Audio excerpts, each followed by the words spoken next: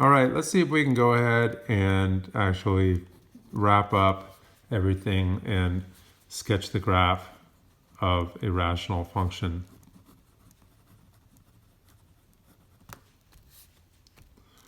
So, well, let's see how this goes. It's sort of involved. Okay, let's do x minus 1 over x squared minus 9. And what I'm going to do is I'm going to break it up into pieces. Let's find the zeros. So the zeros are found by setting the whole thing equal to 0. And then what do? I just set the numerator equals 0, and I get x equals 1 is the 0. And that corresponds to x-intercepts. And that's not just for rational function. Any function, the x-intercept corresponds to the 0 of the function. How do you find the 0 of any function? You set it equals 0 and solve. Let's do domain.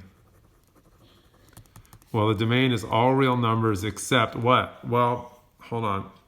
I need to write this down. And what I need to do is I need to factor the denominator. Why? Because I want to see when the denominator is equal to 0. Okay, so the denominator, oops, sort of got trouble writing that out, is 0 at x equals negative 3, x equals positive 3, x equals negative 3. So that gives us the domain. And from there, you can get the vertical asymptote.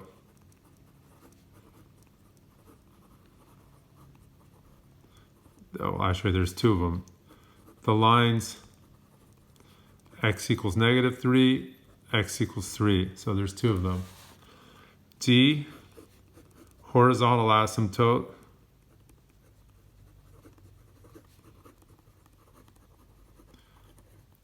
For these problems, it's probably better that you don't use the factored form. What do we see? We see the degree of the numerator is less than the degree of the denominator. So it's the line y equals 0. That's the x-axis. That is a rule, that if the degree of the numerator is less than the degree of the denominator, then you're, okay, except I did that wrong. It's the y-axis, all right. No, that's right, x-axis. Okay, so that's a rule, that if the degree of the numerator is less than the degree of the denominator, then it's the line y equals 0, which is the x-axis. Okay, so those I think are sort of quick. The next one that takes a little bit of time, and some people might just say they don't want to do it, but I'm going to do it. So the next thing we're going to do is make a sign chart. Some people just, I mean, look, we're going to go through all these things here, but maybe sometimes you don't have to do all of them, but this is our toolbox. And learning how to make a sign chart is something that is useful. We can do this in our first year calculus class also. So for the sign chart, again, what we do is we make a number line, and we put dotted lines where there are vertical asymptotes and zeros. Okay, so we had the vertical asymptotes were at negative 3 and positive 3. And then the 0 was at x equals 1. And what we want to do is we just want to plot points and determine when this function is positive and when the function is negative, hence sign chart. Sign chart refers to the sign of the function, whether it's positive or negative. So you just run through and you pick some convenient numbers and see what's going on. And the thing about this is that you don't really have to actually even evaluate. You just need to figure out whether it's going to be positive or negative. So, but this one seems, since I have 3 negatives in total, that it's going to be negative. And then if I put in 0, which I don't even know if that's, I don't even want to stop to think if that's the most convenient. I think it is. But other ones might be convenient. But anyway, I'll put that one in. So that's going to give us -1 over -9. So that's 1/9, and that's positive.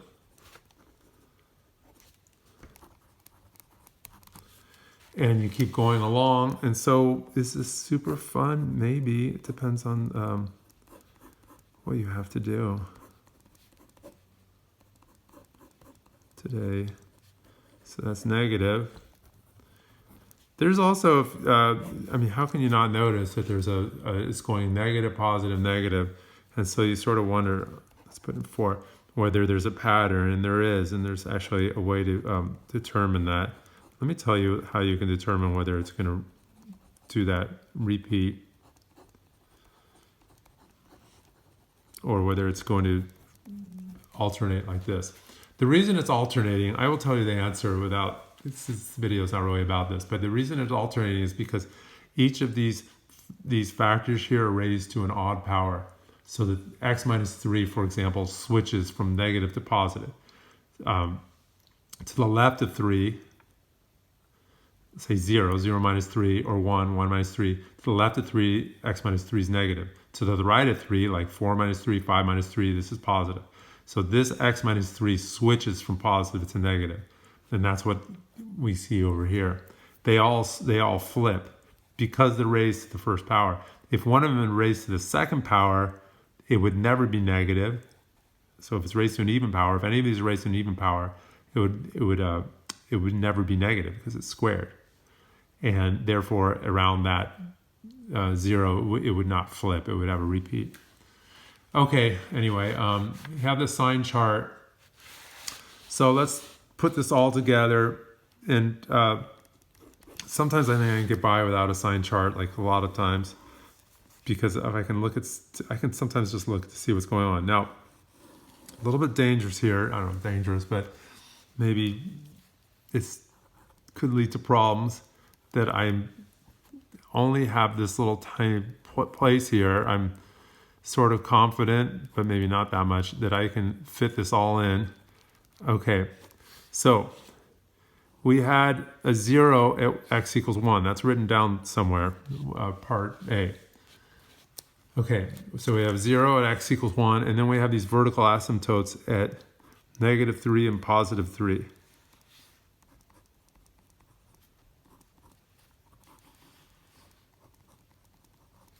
All right, now we also have, these are vertical asymptotes. Now the horizontal asymptote is just the y-axis, so I guess I'll put a dot there, but it doesn't really, the dot would have to lie along the solid line, so maybe it's not so good to do that. And then also, you know what there's some good old plotting points. So, especially, I want to put in 0. I just feel like that's such an important thing to find out the y-intercept. Okay, so see, I have 1/9 there, and I also have the good old sign chart above, so it's hard for me to get this all in the same picture. But according to the sign chart, between -3 and 1, I have positive. I'm just sort of feel like this might be bad to write this, but it goes, I'm going to copy the sign chart down. Okay, I did that. All right. And okay, so look, these are vertical asymptotes, and near this vertical asymptote on the right, the function's positive. So that means it's up like this. And then I did calculate when x is 0, y is 1/9. And then also, this right here is a 0, and it's going to hit that. And then between 1 and 3, the function is negative. And I have a vertical asymptote. Vertical asymptote means it's either going to go up or down. It doesn't just hang around. It goes up or down. So since it's negative, it has to go down. It has two choices, up or down. Now, On the other side of this is sort of why you need the sign chart to determine what's going on with these vertical asymptotes. On the other side of this vertical asymptote, it might have looked better if I lay VA up here, but I wrote down there. But anyway, on the other side of the vertical asymptote, it says positive. The vertical asymptote's either going up to infinity or down to negative infinity. But since it's positive, it has to be up here. But what's going on over here is we said that we have a horizontal asymptote of 0. So it has to come down. Why do I know it doesn't cross? There are functions where it does cross, but not in this case, because I know that it only touches the x-intercept at 1. No other place. That's only 0. So it gets close, doesn't touch it, it gets close to it though. On this side of this vertical asymptote, the function is negative. That means it's down here. And I know I have a horizontal asymptote again on this side. And there we go. That's putting it all together, and some people like it, some people have a little trouble with it, but there we go.